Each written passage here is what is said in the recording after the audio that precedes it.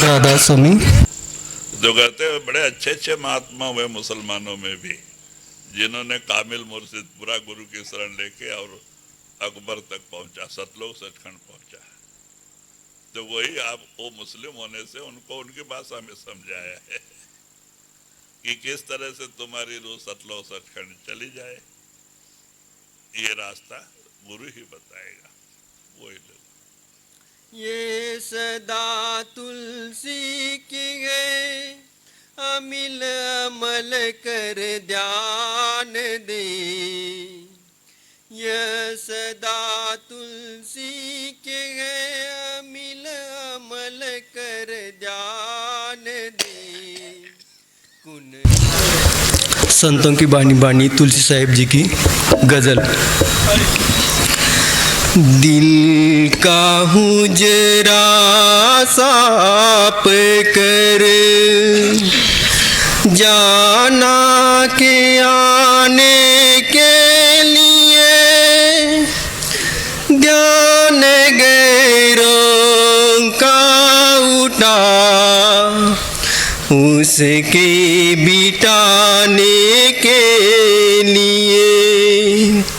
दिल का हुजरा साफ कर, जाना के आने के लिए, ध्यान गैरों का उठा, उसके बिटाने के लिए। ये परम संत सदगुरु तुलसी साहिब जी की वाणी है। एक तुलसी साहिब जी संत हो गए, दूसरे तुलसीदास जो हमारे उत्तर भारत में जिन्होंने रामचरितमानस लिखा, वो उत्तर भारत में प्रकट हुए। और तुलसी साहिब ये पूना राजा के लड़के थे, पेशवा परिवार में पैदा हुए थे। ये पेशवा के बड़े लड़के थे, इनका नाम श्याम राव था। इनके छोटे भाई का नाम बाजी राव था। आप 19 साल की उम्र में राजमहल छोड़ के राजपाट का त्याग करके निकल गए, बैराग की अवस्था में घूमते रहे। तो राजा ने बाजीराव पेशवा को, दूसरे लड़के को, छोटे लड़के को अपना राज्य दिया, तिलक किया। जो बाजीराव पेशवा का नाम मशहूर है। पेशवा ब्राह्मण होते। तो कहते हैं कि ये पेशवा परिवार से आते हैं और इन्होंने हाथरस में, अलीगढ़ जिला में इन्होंने अपना आश्रम बनाया, आज भी है। इनके शिष्यों के लोग आज भी मिलते हैं। ये बड़े अच्छे महात्मा थे और स्वामी जी महाराज इन्हीं के शिष्य थे। तो ये इन्हीं की वाणी है। तो तुलसीदास के पास, तुलसी साहब के पास एक बार शेख तकी, जो एक मुसलमान फकीर था, उन्होंने सब तीरथ व्रत माने हज, मक्का मदीना सब छान मारा। उनको कहीं भी शांति नहीं मिली। तो वो तुलसी साहब के पास आए, आके पूछते हैं कि महाराज वो मालिक कैसे मिलेगा। तो तुलसी साहब कहते हैं कि दिल का हुजरा साफ कर, जाना के आने के लिए, कि अपना ये तकी परमात्मा कहीं दूर नहीं है, बाहर नहीं है, तेरे अंदर है। लेकिन उसको अंदर अपने मन रूपी मंदिर में प्रकट करने के लिए मन की सफाई बड़ी जरूरी है। माने जिस मन के अंदर करोड़ों संकल्प, विकल्प, आशा, तृष्णा, दुनिया की चिंता और कोर्ट कचहरी लड़ाई सब भरा पड़ा है, उसमें हम मालिक को बुलाते हैं, वो कैसे आके बैठेगा। क्योंकि ये बात हमने कल भी बताई थी, गंदे जगह में एक बाहर कुत्ता भी नहीं बैठता, वो भी अपनी जगह साफ सुथरा देख के ही बैठता है और पोंछ से गंदगी हटा देता है। तो कहते हैं हम उस मालिक को बुला रहे हैं जिस जगह पे जो 16 लोक का वाली है, उस प्रभु परमात्मा को बुला रहे हैं, तो वो जगह कितना पवित्र और कितना निर्मल होना चाहिए।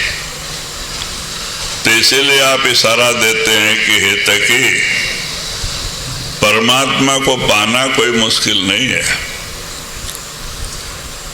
क्यों? परमात्मा आपके अंदर ही है, लेकिन उसको प्रकट करने के लिए मन रूपी मंदिर एक है जिसमें परमात्मा को प्रकट होना है। कहते हैं उसकी सफाई कर ले।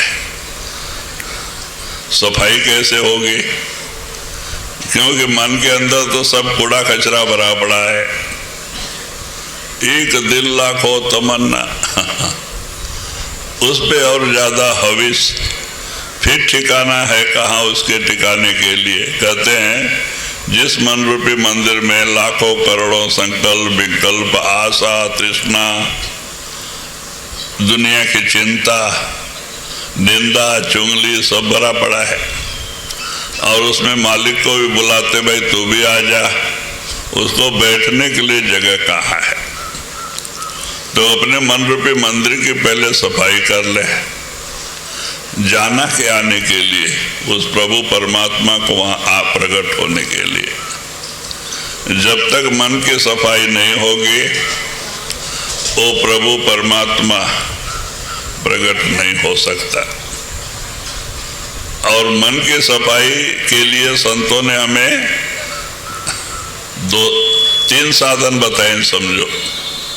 5 नाम का सुमरन, सतगुरु का ध्यान, और तीसरा भजन। भजन कहते हैं अपने अंदर, हमारी आत्मा के अंदर से आवाज भी निकल रही है, प्रकाश भी निकल रहा है। उस आवाज को सुनना, उस प्रकाश को देखना, इसी विधि को भजन कहते हैं। अब बाहरी तो लोग ढक्की ताल लेके हारमोनिया लेके भक्ति का गाना गाने को भजन कह देते। वो भजन में कब तक आनंद आता है? जब तक वो गाना चलता है तब तक मन में थोड़ा आनंद आता है, लेकिन जैसे ही गाना बंद हुआ तो आनंद चला जाता है। कहते ये भजन ऐसा नहीं है। ये भजन ऐसा है कि एक बार भी अगर वो आवाज सुनाई दे, अगर वो प्रकाश लाइट दिखाई दे अंदर में, तो एक जन्म नहीं करोड़ों जन्मों के पाप धुल जाते हैं, कट जाते हैं। बड़ा निर्मल है, बड़ा पवित्र है। तो इसीलिए कहते हैं कि हे तकी, परमात्मा का मिलना कठिन नहीं है, मन की सफाई करना कठिन है। और मन के सफाई के लिए संतों ने 3 साधन बताए हैं। 5 नाम का सुमरन, सतगुरु का ध्यान दोनों आंखों के बीच में। क्यों? हमारी आत्मा और मन की बैठक दोनों आंखों के बीच में है। इस शरीर में आत्मा भी यहाँ बैठा है दोनों आंखों के बीच में, मन भी वही है। हम जो भी कुछ सोचते हैं यहाँ सोचते हैं, दोनों आंखों के बीच में। जहाँ मन है उसी में सोच चलता है, यहाँ नहीं सोचते। दुनियादार इसको घट कहता है, संत महात्मा इसको घट कहते हैं। जहाँ मन और आत्मा की बैठक है, हम यहाँ सोचते हैं। इसका कनेक्शन श्वास के भंडार से है। और जब गहरा सोचते हैं उसका प्रभाव श्वास के भंडार पे पड़ता है, हार्ट अटैक हो जाता है, श्वास बंद हो जाता है। लेकिन सोचते यहाँ है, यहाँ ही हमारी आत्मा और मन की बैठक है। आत्मा अंदर बैठी है। जब आप गुरु का दया से साधन करके अंदर आओगे, आपकी तीसरी आंख खुलेगी तो आपको पहले आत्मा ही नजर आती है। आप अपने आप को अंदर देख सकते हैं। आत्मा बिंदु के आकार में है, लेकिन शरीर नहीं है। वो प्रकाश शब्द रूप है, शब्द और प्रकाश रूप में है आत्मा। वो कोई शरीर नहीं है। इसी आत्मा का प्रकाश चेतन नीचे उतरा हुआ है, जिससे पंच प्राण और पंच प्राण से सारी इंद्रियां चलती हैं। आत्मा नहीं उतरी, आत्मा यहीं रहती है। इसीलिए मरते समय यमदूत आते हैं, हम सब जानते हैं। ले जाने के लिए, ये मकान खाली कराने के लिए आते हैं यमदूत दो, उसको यमदूत कहते हैं।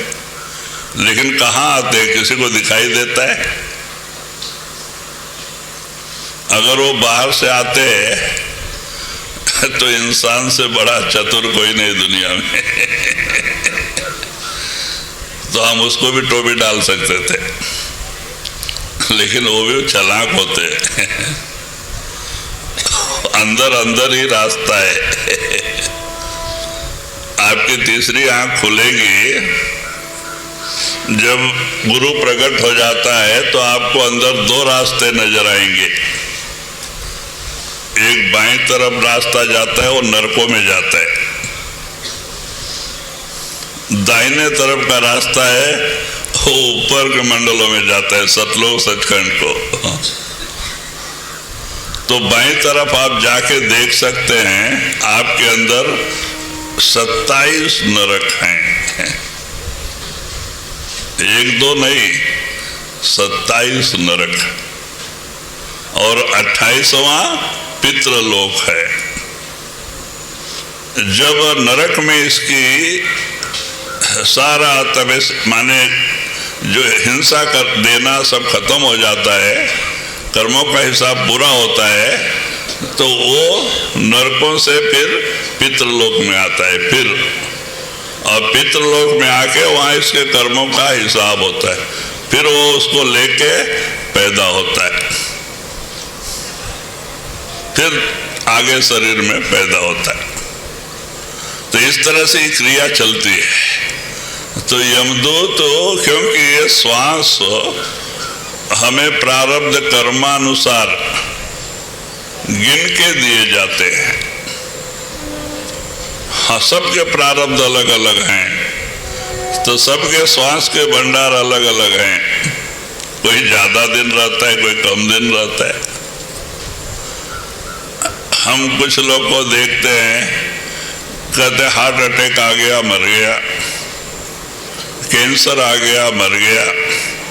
नहीं भाई, उसका टाइम ही उतना ही था। वो एक कारण दिखा के लेके जाता है काल।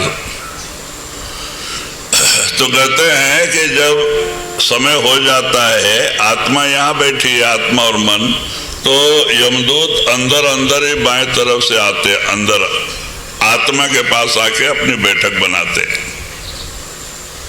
और आत्मा का चेतन नीचे उतरा हुआ है, और आत्मा को कहते भाई चल मकान खाली कर, टाइम हो गया। अब इसने बाहर प्रेम किया है, कुटुंब, परिवार, धन, संपत्ति, मकान, द्वार, खेती, गृहस्थी, मेरा मेरा मेरा।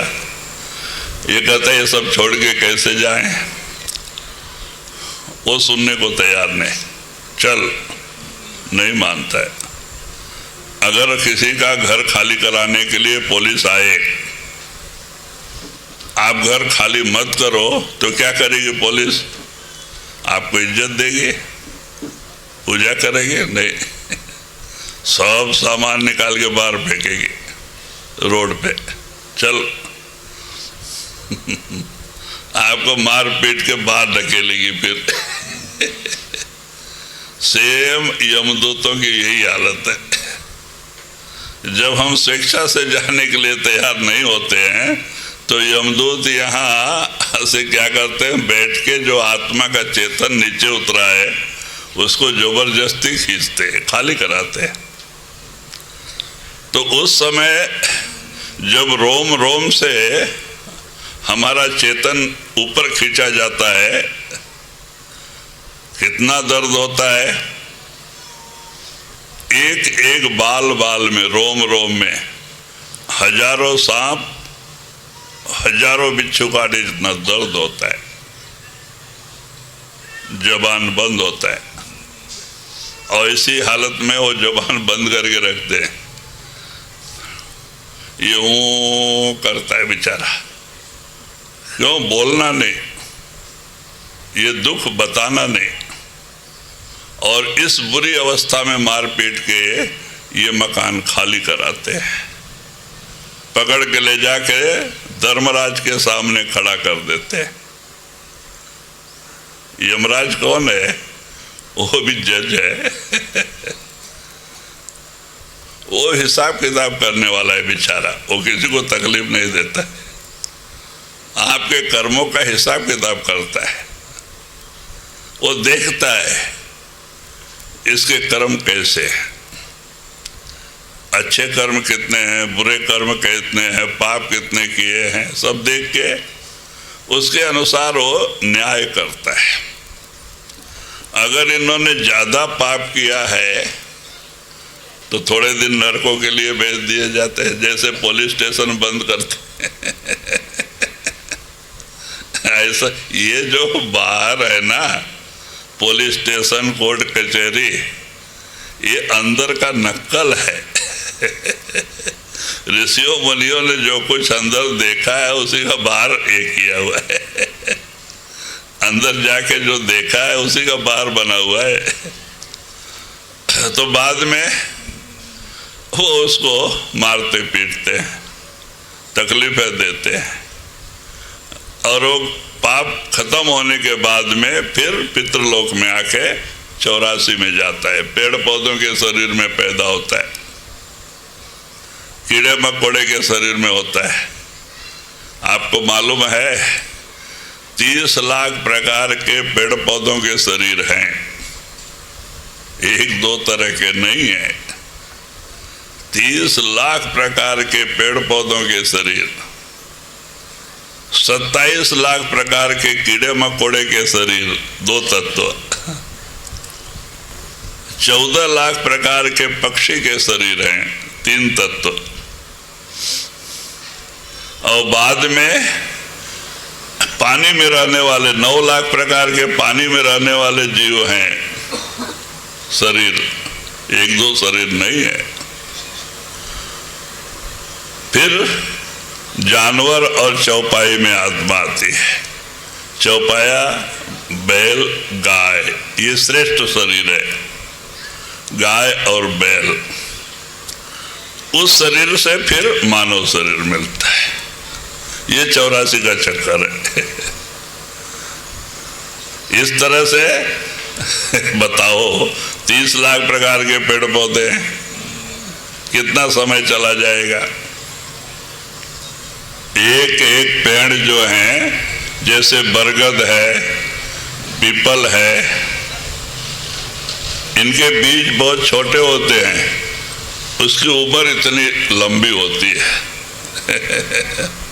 ये हजारों साल खड़े रहते हैं, जिंदा रहते हैं। ये 2 पेड़ ही, पीपल और बरगद, इतनी उम्र दूसरे पेड़ों की नहीं है, सब 400, 500, 600 के अंदर। लेकिन ये 2 पेड़ हैं, 2 हजारों साल होते हैं।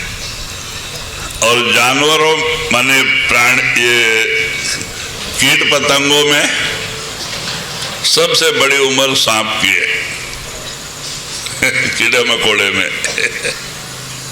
अगर सांप इंसान के निगाहों से बच जाए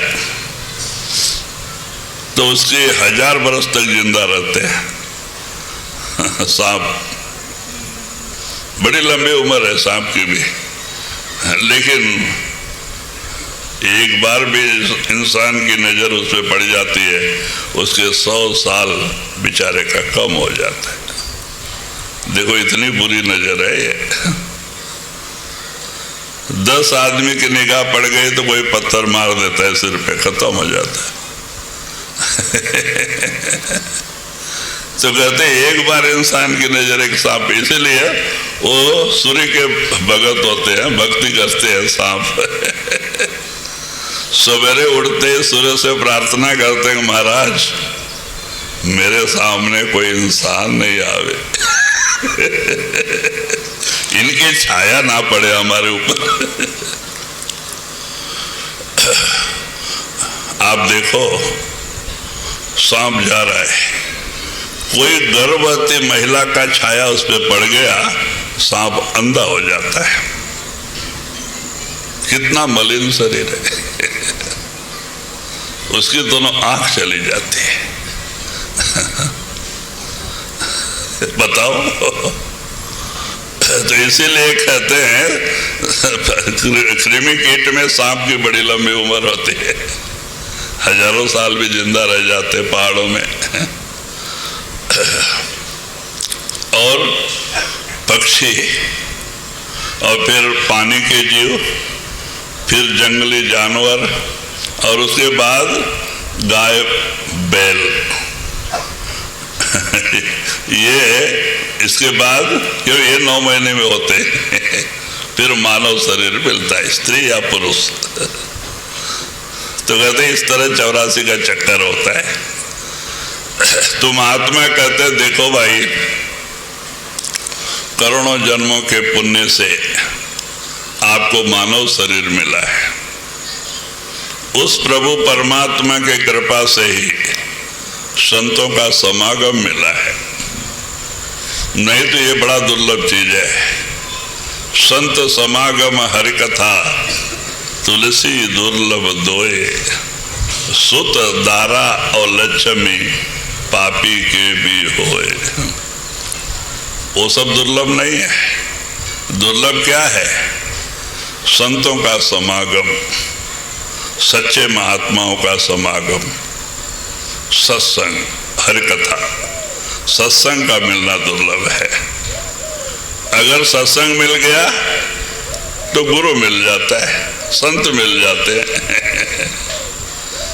ये अपने पूर्वल भाग से मिलता है। जिस आत्मा को परमात्मा अपने आप में मिलाना चाहता है, ऐसे आत्माओं को ही परमात्मा संतों के समागम में भेजता है। ये सब परमात्मा का खेल है। हम अपने आप संतों को पहचान नहीं सकते। तुलसी साहिब ने अपने वाणी में कहा है, तुलसी कहें संत हम चिन्हा, 2 हाथ कान पर देना। अगर कोई कह ले मैं संतों को पहचान गया हूं तो मैं सुनने के लिए तैयार नहीं, क्यों? संत इतने गुप्त होते हैं, उनको पहचानना बड़ा मुश्किल है। वो पहचान परमात्मा ही कराता है, उसकी कृपा से ही सत्संग मिलता है, संत मिलते हैं। तो इसीलिए आप इशारा देते हैं, देखो इतना सुंदर समय परमात्मा ने आपके हाथ में दिया है। ये मानव शरीर क्यों मिला है? भाई इस दुख से छुटकारा पा जाए। कौन सा दुख? जन्म मरण का, भव सागर का। इसी को भव सागर कहते हैं। पैदा होना मरना, पैदा होना मरना, पैदा होना मरना, ये चक्कर चले आ रहा है कि करोड़ों जन्मों से, इसी को भव सागर कहते हैं। इससे छुटकारा पाने का रास्ता मानव शरीर। दूसरे शरीर में आप मुक्त नहीं हो सकते। मुक्ति का दरवाजा मानव शरीर है। मालिक से मिलने का जरिया मानव शरीर है। आप बताओ, जानवर क्या भक्ति करेंगे? पशु पक्षी क्या भक्ति करेंगे? उनको कुछ समझ ही नहीं होते। तो एक मानव शरीर, ये नर नारायणी शरीर है। परमात्मा ने इस शरीर के अंदर खजाना भर के रखा है। आप तीसरी आंख, ज्ञान की आंख खोल के देखो, सब खजाने ही खजाना भरा पड़ा अंदर। लेकिन इन आंखों से देखोगे, कचरा ही कचरा नजर आएगा, रक्त मांस मज्जा। लेकिन ज्ञान की आंख खोल के देखो, खजाना ही खजाना भरा है। हीरे जवाहरात माणिक के बंगले अंदर हैं जहां आत्माएं रहती हैं। देखो आपके अंदर परमात्मा ने क्या क्या रखा आपके लिए। लेकिन आप अंदर जाओगे तो आप पा सकते हैं। आप धन्य हो जाते हैं, दुनिया को देने वाले बन जाते हैं, मांगने वाले नहीं। मांगने वाला कभी महात्मा नहीं होता है, महात्मा दाता होता है। संत मत के अंदर मांगन मरण समान है। मत मांगो कोई भीख, मांगन ते मरना भला, सदगुरु की यह सीख। संत मत के अंदर मांगना बुरा है। इसीलिए महात्मा कहते, भाई मेहनत की कमाई करके खाओ, जो दरवाजे पे आता है उसको भी खिलाओ। मालिक की भजन भक्ति करो। क्यों? रहना नहीं, देश बिगाना है। हमें यहाँ नहीं रहना है, हमें जाना है। अजय सिंह महाराज शरीर छोड़ने के पहले भजन लिख के तकिया के नीचे रख दिए, क्योंकि अगर देंगे तो ये लोग रोना चालू करेंगे। और रात को शरीर छोड़ दिए। जब उनका सब बिस्तर हटाया गया, हटाने लगे, तकिया हटाए, तो भजन मिला। उसमें उन्होंने पहले ही लिखा था, कौन कहे मैं मर जाना है, मैं तो अपने घर जाना है। मैं कृपाल के घर जाना है। कौन कहे मैं मर जाना है, मैं तो अपने घर जाना है। बहुत अच्छा भजन एक लंबा लिख के गए थे। आज वो किताब में भी है। तो इसलिए महात्माओं को पता होता है। दुनिया मरते समय रोते हुए जाती है, एक भजन करने वाला अभ्यासी हंसते हुए जाता है। कहते हंसते हुए जाओ, मरने का डर नहीं रहे, आनंद रहे। क्यों? जब हम नाम से प्रेम प्यार करेंगे, गुरु से प्रेम प्यार करेंगे, दुनिया से मन को मोड़ लेंगे, तो आनंद में जाएंगे। लेकिन जब दुनिया से प्रेम प्यार लगाए बैठेंगे तो कैसे आनंद से जाएंगे? क्यों? ये चीजें तो छोड़ना ही है आपको। जिससे प्रेम है वो चीज छोड़ने में आपको दर्द होना ही होना है। तो महात्मा कहते, भाई दुनिया में रहो, सब काम करो, मन को नाम में जोड़ के रखो, सदगुरु के चरणों से जोड़ के रखो, उसकी याद में बिताओ। दुनिया में रहो, बाल बच्चे में रहो, नौकरी करो, धंधा करो, बिजनेस करो, कोई मना नहीं है। लेकिन गुरु गुरु करते हुए ये सोच लो, रहना नहीं, देश बिगाना है, यहाँ नहीं रहना है।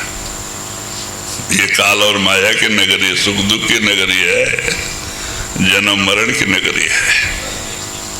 ये आपकी नगरी नहीं है, हमें अपने घर जाना है। हमारा घर कहाँ है?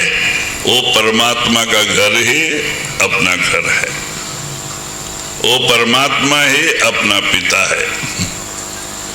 हमारे सच्चे कुटुंब परिवार वहाँ है, यहाँ नहीं है। ये तो पिछले कर्मों के लेन देन वाले लोग ही, किसी का पिछला बकाया रह जाता है, ऐसे लोग ये कुटुंब परिवार के रूप में आ जाते। जिस दिन लेना देना खत्म होता है, चिड़ियों का रैन बसेरा, एक एक छाट छोड़ के जाने लगते। लेकिन अज्ञान वसात जीव दुखी होता है कि मेरे अपने चले गए, अपने चले गए। महात्मा कहते भाई अपने ही होते तो जाते क्यों? जिस दिन तुम आए कोई आया नहीं, जिस दिन तुम जाओगे कोई जाने वाला भी नहीं, अपने कैसे हो गए? अरे भाई आपने 4 दिन के लिए अपना बनाया है, ये सब बनाया हुआ रिश्ता है, ये सच्चा रिश्ता नहीं है। सच्चा रिश्ता सतलोक सचखंड में है, वहां आपके परिवार है, जहां जाके आत्मा फिर लौट के आती नहीं, जहां आनंद ही आनंद है, जहां न कोई स्त्री है न कोई पुरुष है, सब आत्मा का एक ही रूप है, शब्द और प्रकाश। ये तो अपने कर्मों का भुगतान के लिए यही आत्मा एक दफा स्त्री शरीर में आती है, एक दफा पुरुष शरीर में आती है, कर्मानुसार। लेकिन आत्मा परमात्मा का बेटा है, शब्द और प्रकाश रूप है। आत्मा भी शब्द और प्रकाश रूप है, गुरु भी शब्द और प्रकाश रूप है, परमात्मा भी शब्द और प्रकाश रूप है। ये तीनों एक ही है। आत्मा बिंदु है, संत नदी है, बिंदु नदी से मिले, नदी समुद्र से मिलता है, समुद्र परमात्मा है। ये सब आत्मा वो मालिक के बेटे बच्चे हैं। ये बिंदु के आकार में, आप देखो यहाँ बिंदु के आकार में ही लाइट दिखाई देगा आपके दोनों आंखों के बीच में, वो आपकी आत्मा है। आत्मा में 16 सूर्य का प्रकाश है, 1 2 नहीं, 16 सूर्य का प्रकाश है। ऐसी आत्मा की क्या हालत हो गई? ये शरीर में आके जीवात्मा बना बैठा है, खाने की लानत पड़ी है, रोटी कपड़े की चिंता है। क्यों? अपने आप को भूल करके, अपने घर को भूल करके, अपने पिता को भूल करके, इस दुनिया को अपना बना के, यहाँ के लोगों को अपना परिवार समझ के आज हम दुखी हैं। यहाँ अपना कोई नहीं है। आपका अगर कोई है अभी तो पहला गुरु है, जो तुम्हें पिता परमात्मा से मिलाने का वादा किया है। दूसरा परमात्मा है, तीसरा कोई नहीं। ये बताऊं है। कहते दुनिया छोड़ देगी अंत समय, लेकिन गुरु अंदर हाजिर होता है। उस आत्मा को ले जाने के लिए यमदूत नहीं आने देता, जिसको उपदेश मिला है। गुरु आता है लेने के लिए, उसको ऊपर मंडल में ले जाके रखता है। ये मृतलोक में नहीं भेजता है। अगर हम यहाँ फिर आएंगे फिर हमारी वही हालत होगी। हम परमात्मा को भूल जाएंगे। इसलिए अंदर ही रखते हैं, वहां ही भजन कराते, वहां से ऊपर ऊपर लेके जाते, यहाँ नहीं भेजते। सरसों के बराबर भी गुरु से प्रेम प्यार है, रास्ते में चल रहा है, जरूर गुरु आते हैं 100%। गुरु कभी अपना वादा नहीं छोड़ता, लेकिन दुनियादार लोग छोड़ देते हैं साथ शरीर छोड़ने के समय, लेकिन गुरु नहीं छोड़ता। वो आपको दर्शन देके ऊपर लेके जाके रखता है और वहां भी साथ निभाता है। आपको तब तक आपका पल्ला नहीं छोड़ता है जब तक कि मालिक से नहीं मिला देता। नामदान एक वादा है जो परमात्मा से मिलाने का वादा, वो गुरु जरूर निभाता है। तो इसीलिए कोई छोटी मोटी चीज नहीं है। 8 का गुरु 8 का चेला, रात को मुंडा तो दिन को अकेला। हाँ? एक पीला कपड़े वाले स्वामी साधु माने सन्यासी इधर उधर से मांग के 3-4 एकड़ जमीन बनाया था और उधर एक झोपड़ी बनाई थी, कोई काम करने वाला नहीं। तो सोचा कहीं से चेला मुड़ के लेके आना चाहिए काम करने के लिए। अब ये स्वामी से तो होने वाला नहीं, तो चेला के फिराक ढूंढने के लिए ये महात्मा निकले।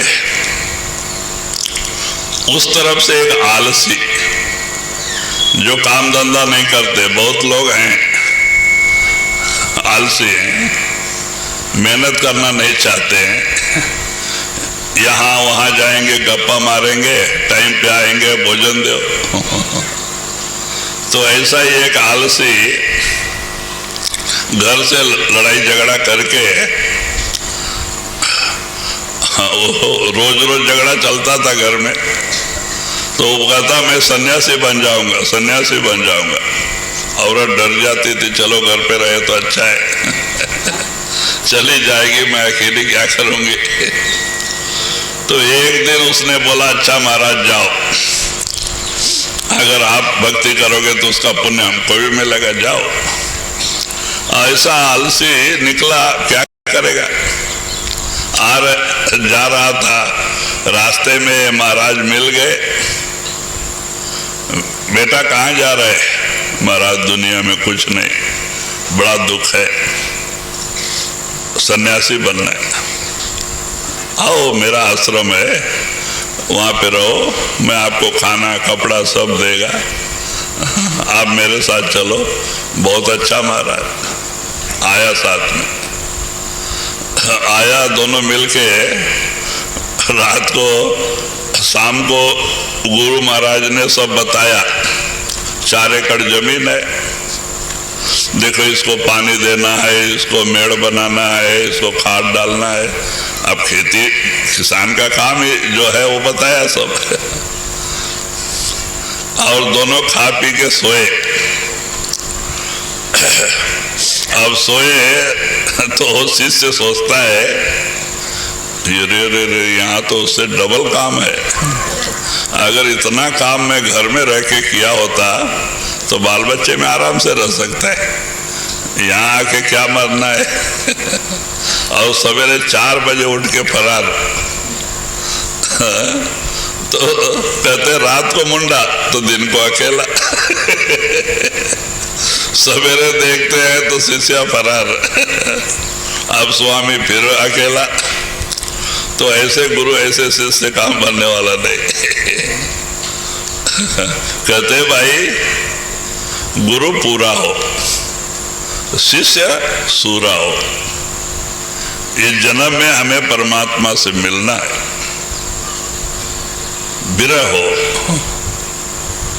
तब ऐसे शिष्य ऐसे गुरु मिलते हैं तो जैसे चकमक से आग निकलती है, रुई जलने लगती है, ऐसे हमारी भक्ति आगे बढ़ती है और हमारे अंदर वो शब्द प्रकाश प्रकट हो जाता है। विरह होना चाहिए, मालिक से मिलने की तड़प होना चाहिए। ये नहीं दिखावटी काम से नहीं चलता है। इसमें कितना भी ड्रेस बेस डाल लो, आपका मन साफ नहीं है, मन में झूठ है, दूसरे को धोखा देने का विचार है, और कपट है, छल है, आप जिंदगी में कभी सफलता हासिल नहीं कर सकते। मन रूपी मंदिर की सफाई बहुत जरूरी है। इसीलिए तुलसी साहब जी शेख तकी को कहते हैं, दिल का उजरा साफ कर जाना के आने के लिए, उस मालिक को आके बैठने के लिए। जी, चश्मे दिल से देखया जो जो तमाशे हो रहे,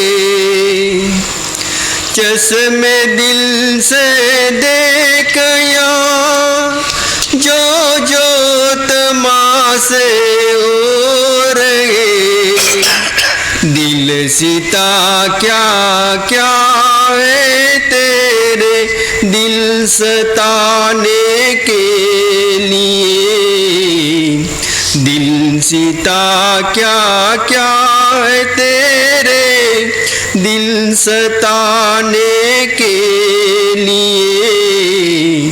फिर वही कहते, इस तरह से तू मन रूपी मंदिर की सफाई करके 9 दरवाजे से 10वें में आ जा, ये 6 चक्कर पार करके 7वें में आ जा।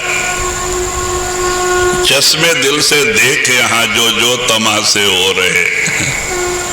कहते चश्मे दिल, ज्ञान की आंखें खोल के, मन की आंखें खोल के देख कि दुनिया में क्या तमाशे कर रहे हैं माया और काल, किस तरह बुरी तरह से इन जीवों को फंसा के रखे, किस तरह से काल और माया ने जीवों को फंसाया है, ये सब दिखाई देने लगता है आपको अंदर।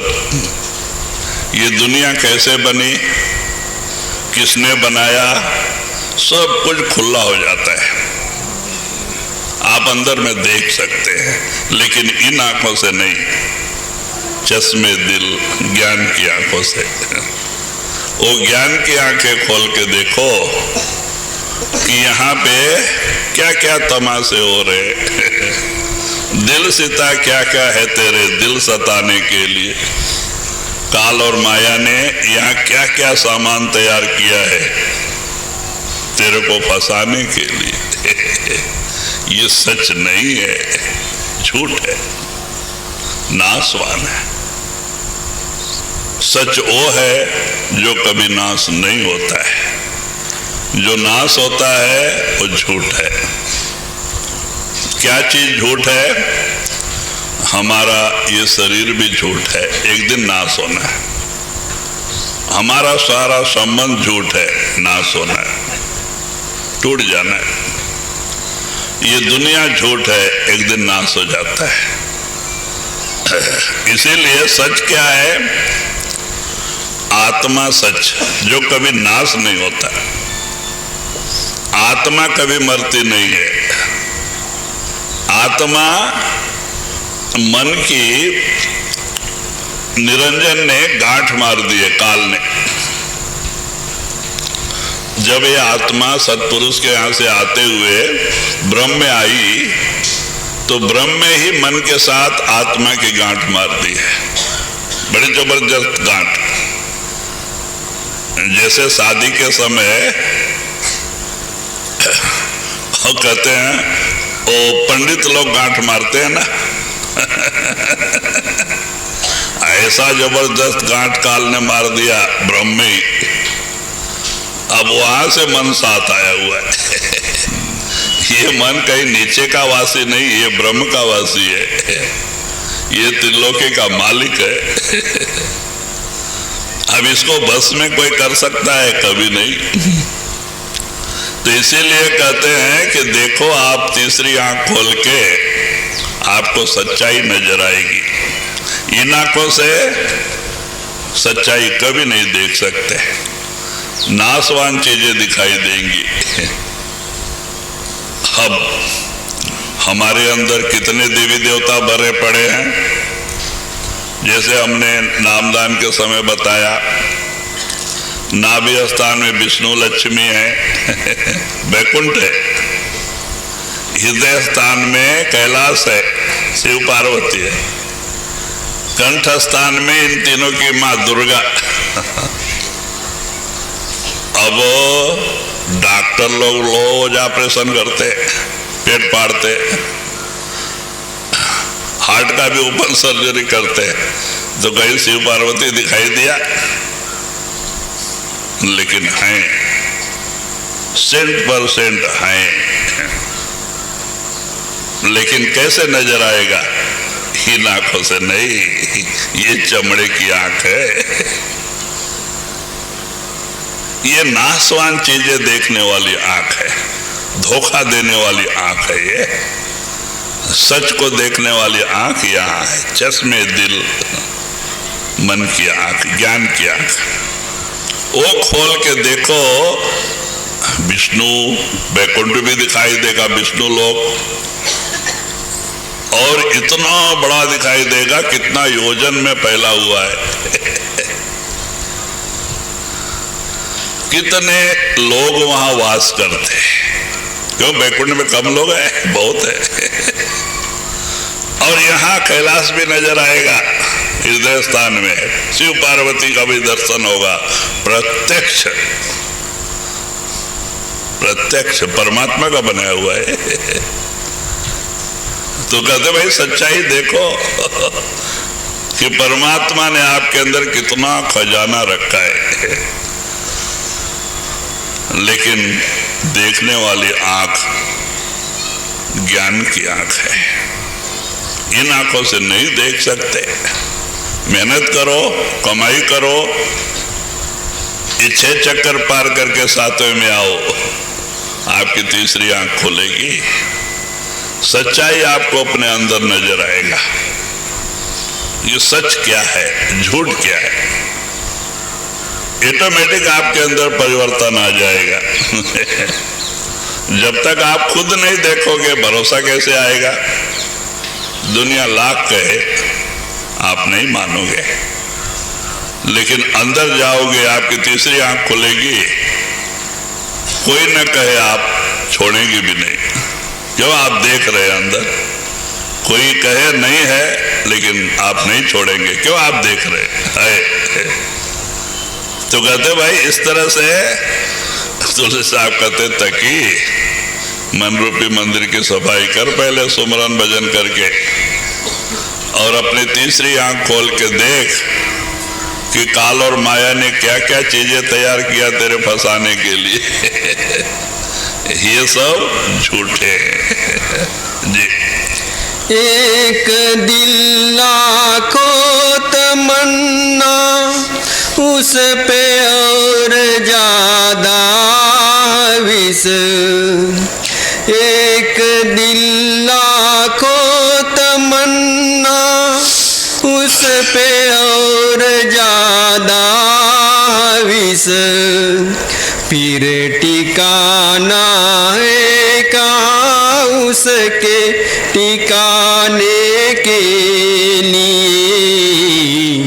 फिर ठिकाना है कहाँ उसके ठिकाने के लिए। आगे नकली मंदिर मस्जिदों में जाय सदप सोस। नकली मंदिर मस्जिदों में जाय सदप सोस। कुदरती मस्जिद का साकीन दुख उठाने के लिए।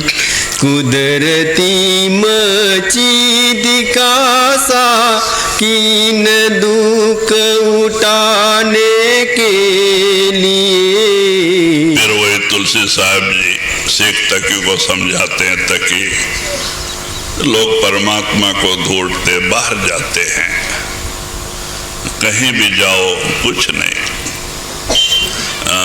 कहते हैं कि एक मुसलमान फकीर क्या कहा है, मंदिर तोड़े मस्जिद तोड़े तो भी कुछ नहीं मुझाका है, लेकिन दिल मत किसी का तोड़िया तो घर खास खुदा का है। मंदिर में तो भूत धरे हैं, पत्थर की मूर्ति। मस्जिद सफम सफाई है, लेकिन दिल दरगाह में झलकता नूर खुदाई है। क्या है हर इंसान के अंदर एक रोशनी छाई है, जो घटती बढ़ती कभी औती न एक राई है। कहते हो परमात्मा का प्रकाश आपके अंदर 24 घंटे चमक रहा है, लेकिन हम बाहर परमात्मा को ढूंढ रहे हैं। इसीलिए कहते हैं कि अफसोस है। बाहर कहीं भी जाओ, पत्थर पानी, कुछ हाथ नहीं लगना। आपको अगर 68 तीर्थ स्नान करना है, 68 तीर्थ स्नान करने का पुण्य फल लेना है, तो आप जाओ समुद्र में डुबकी लगा दो, और समुद्र में डुबकी लगा दिए तो 68 तीर्थ का फल आपको मिल जाएगा एक ही जगह। क्यों? वो सारी नदियां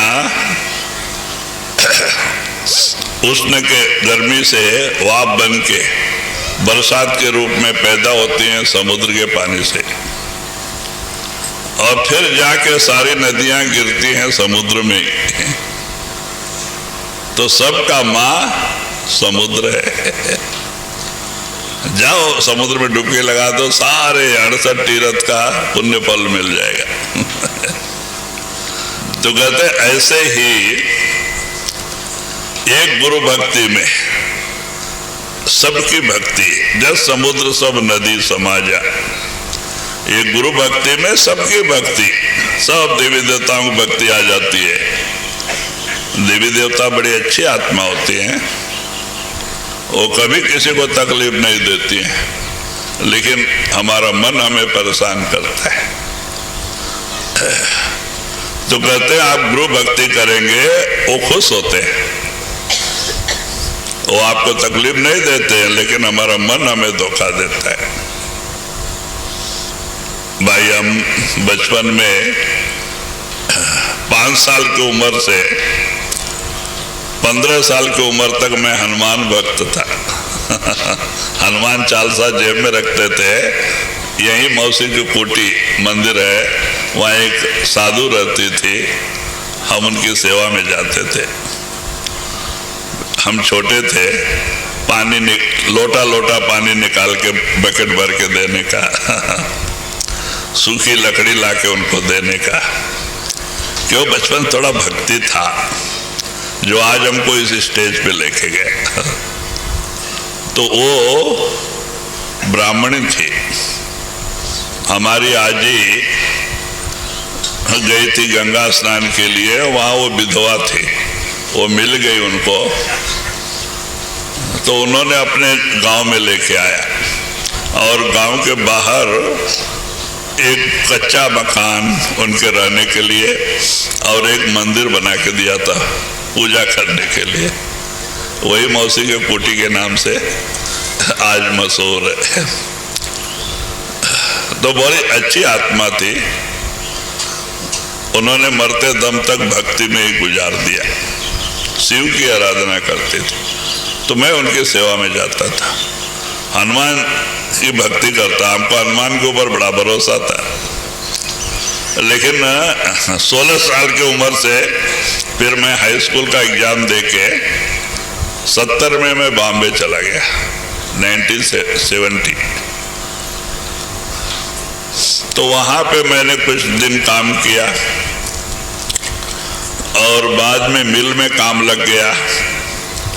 फिर मिल में 1 साल काम किया, जुबली मिल सिवड़ी में, पेंटिंग डिपार्टमेंट में काम करते थे, जहाँ साड़ी के लिए कलर तैयार होता है। तो वहाँ से ही हमको सत्संग मिला 73 में। और बैराग पैदा हुआ, और मैं 74 जनवरी को ही निकल के बेंगलुरु भाग गया, और गया तो फिर लौट के आया नहीं। तो देखो पैदा कहाँ हुए, अन्न जल कहाँ लिखा है। 8 साल बेंगलुरु में रहे, 4 साल पहाड़ों में रहे, और फिर आज हम आंध्र प्रदेश में हैं, तो वहां अन्न जल लिखा है। तो कहने का मतलब कि इस तरह से महात्मा कहते हैं कि भक्ति सच्ची करो, दिखावटी भक्ति से फायदा नहीं है। ये सोच लो, ये जन्म मिला है अपने आत्मा के उद्धार के लिए, हमें फिर इस दुनिया में नहीं आना है। दृढ़ संकल्प करो, काम बन जाएगा। जब संकल्प नहीं है तो हम भजन भी नहीं करेंगे, हम भजन भी ऐसे वैसे ही टाइम पास करेंगे। तो अंदर दृढ़ संकल्प होना चाहिए, ये जन्म में हमें उस प्रभु परमात्मा से मिलना है। क्यों नहीं मिलेगा मालिक? जो भी महात्मा हुए हैं आप लोगों में से हुए हैं,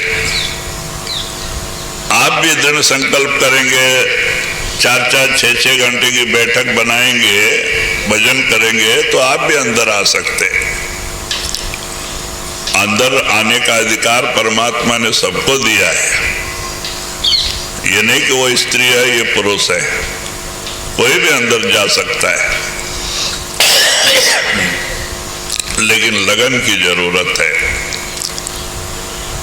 कबीर साहब ने कहा है, गुरु से लगन कठिन है भाई, लगन लगे बिन काज न सरिए, जीव प्रलय हो जाए। लेकिन जब तक लगन नहीं लगेगी आपका काम भी नहीं बनेगा। जी। कुदरती काबे की तू महराब में सुन गौर से, कुदरती काबे की तू महराब में सुन गौर से, आ रही दूर से सदा तेरे बुलाने के लिए, आ रही दूर से सदा तेरे बुलाने के लिए। फिर तुलसी साहब जी से एक टकी से कहते हैं कि तू अंदर आके स्तब्ध होके सुन, वो आवाज ऊपर से आ रही, सतलोक सचखंड से आके आपके 10वें दरवाजे में दुनकार दे रही है। वो तुम्हें बुलाने के लिए आ रही है, अपने देश ले जाने के लिए आ रही है। उसको अच्छी तरह से सुनो, वो शब्द आपको ऊपर लेके जाएगा, वो जहां से आ रहा है वहां लेके जाएगा, आपको उस मालिक से मिलाएगा। बड़ी ऊंची चीज है वो शब्द। एक बार सुनाई दे दे, एक जन्म नहीं करोड़ों जन्म के पाप दग्ध हो जाते हैं। वो निर्मल है, पवित्र है। जी। क्यों भटकता फिर रहा तू एतला से यार में, क्यों भटकता फिर रहा तू एतला से यार में, रास्ता शारग में है दिल भर पे जाने के लिए, रास्ता शारग में है दिल भर पे जाने के लिए। तो वही आप इशारा देते हैं कि ये तकी क्यों यहाँ वहां भटक रहा है, कहीं भी जाओ कुछ नहीं है, पत्थर पानी। रास्ता सारग में है दिलवर पे जाने के लिए, वो जो मालिक के पास जाने का रास्ता है वो सारग में है। सारग कहते हैं सुषुम्ना, 3 नाल हैं, ईड़ा, पिंगला, सुषुम्ना, जिसको मुक्ति का दरवाजा भी कहते हैं। गुरु नानक ने कहा है, मुक्ति द्वारा साकरा राई 10वें भाग। वो मुक्ति का दरवाजा इतना छोटा है, सरसों के 10वें हिस्से से भी छोटा है। सरसों पहले ही छोटा होता है, उसका 10वां हिस्सा, और उसके अंदर से हमें मन को अंदर से प्रवेश करना है ऊपर जाने के लिए। तो कहते वो रास्ता सारग में है दिलवर पे जाने के लिए। तुम्हें अपने मालिक से मिलने के लिए, ऊपर जाने के लिए वो रास्ता सारग में है। वो आपको सदगुरु दिखाएगा, सदगुरु ही वो सारग पार करवाएगा। आप अपनी मर्जी से नहीं पार कर सकते। इतना छोटा है, राई 10वें भाग, सरसों के 10वें हिस्से से भी छोटा है। और हमारा मन मूसा पिंगल बया, हमारा मन तो जो है हाथी बना बैठा है अहंकार के नशे में, दुनिया की चिंता में। तो वो सब कैसे अंदर जाएगा? इतना बारीक होना चाहिए ना। मन महीन कर लीजिए तब पीऊ लागे हाथ। पलटू साहब कहते हैं मन को पीस पीस के चंदन बना दो। जब पतला हो जाएगा तो मालिक का मिलना कहीं दूर नहीं। लेकिन ये शैतान है, ये कभी आपको भक्ति करने नहीं देता है। हम नाम सुमरन बैठते हैं, ये दुनिया का सुमरन लाके डालता है। कहते उसको हटाओ, फिर कहते नाम सुमरन करो, फिर ये दुनिया का सुमरन करता है, डालता है, फिर हटाओ, फिर सुमरन करो। इसी को अभ्यास कहते हैं। तुलसीदास ने रामायण में भी कहा है, करत करत अभ्यास के जड़ मत हो तो सुजान। अभ्यास करना पड़ता है। अभ्यास करते करते एक जड़ जीव भी ज्ञानी हो जाता है, महात्मा बन जाता है, लेकिन अभ्यास करना पड़ता है।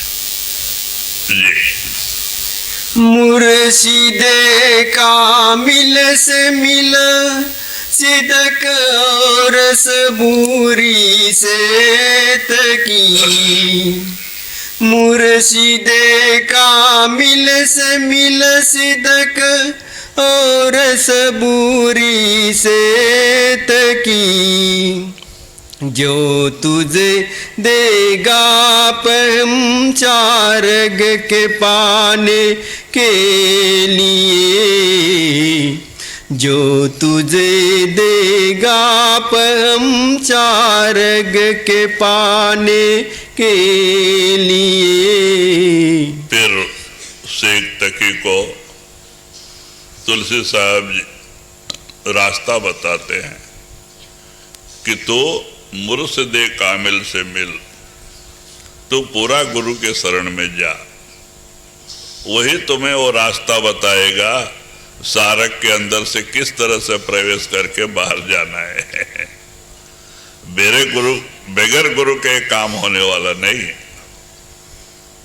कितने लोग जाके वहां अटके हुए हैं, ऋषि मुनि योगी जपी तपी। तो इसीलिए तो कामिल मुर्शिद पूरा गुरु के शरण में जा, वही वो रास्ता तुम्हें देगा और वही तुम्हारी मदद करेगा उसके अंदर से निकलने के लिए, उस जो मुक्ति द्वारा से ऊपर जाने के लिए आपकी मदद करेगा, और कोई दूसरी ताकत नहीं है। तो इसीलिए कहते हैं मुर्शिदे कामिल से मिल सिदक और सबूरी से तकी। लेकिन गुरु से कैसे मिलो? दीनता, नम्रता, विश्वास, प्रेम और प्यार लेके मिलो। अहंकार लेके मत जाओ। हम गुरु के पास गए, हमें इज्जत देना चाहिए, हमें ये मिलना चाहिए, वो मिलना चाहिए, ऐसा कभी सपने में भी नहीं सोचना चाहिए। ये सब हमारे भक्ति में आगे बढ़ने में बहुत बड़ी रुकावट है, अहंकार। वहां दीनता, नम्रता, प्रेम और प्यार लेके जाओ और गुरु की शरण हो जाओ। जो कहता है उस पर अमल करो, कामयाबी जरूर मिलेगी। जब हम शरण में जाएंगे तो शरण में जाने वाले को मरण नहीं। तो शरण बहुत कठिन है। शरण सुनने में सरल है लेकिन चलने में बहुत कठिन है।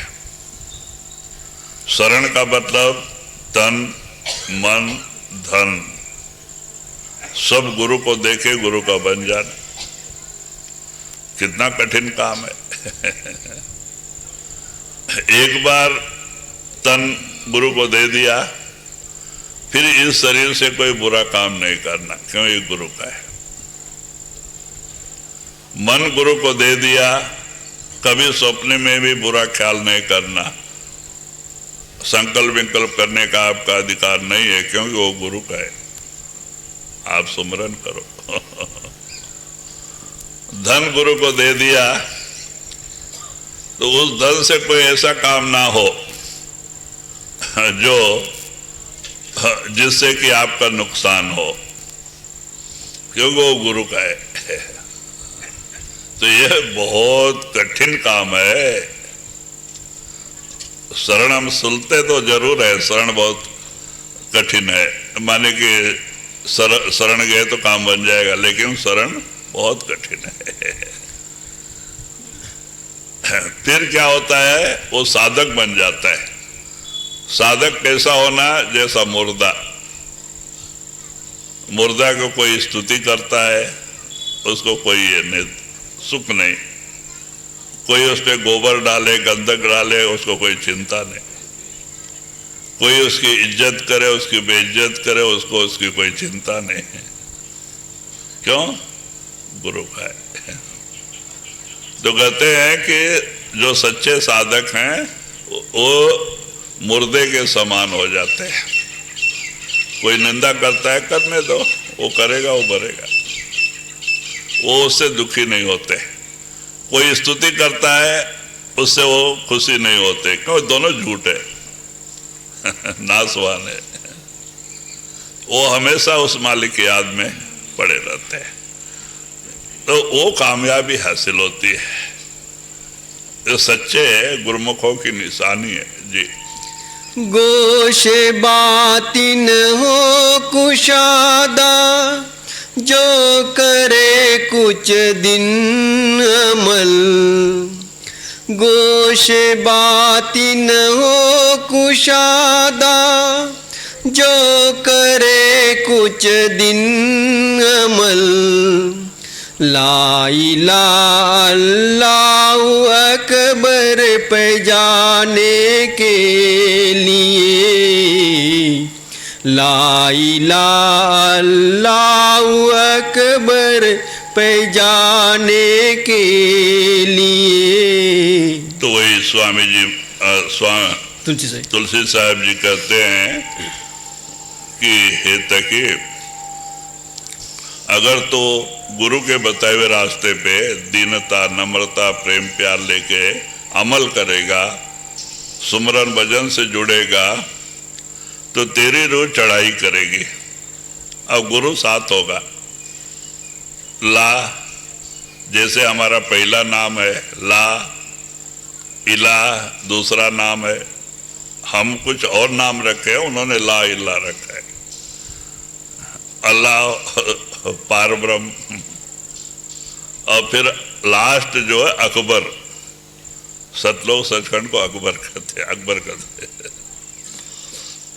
तो सेम उन्होंने अपने भाषा में नाम रखा है, और मुस्लिम फकीरों ने, संतों ने अपनी भाषा में रखा है, लेकिन चीज एक ही है कि तुम्हारी रूह सिमट के ला इला अल्लाह अनाव अकबर 5 है। वो अकबर पे किस तरह से जाके समाएगी? ये सदगुरु की कृपा से, कामिल मुर्शिद की कृपा से।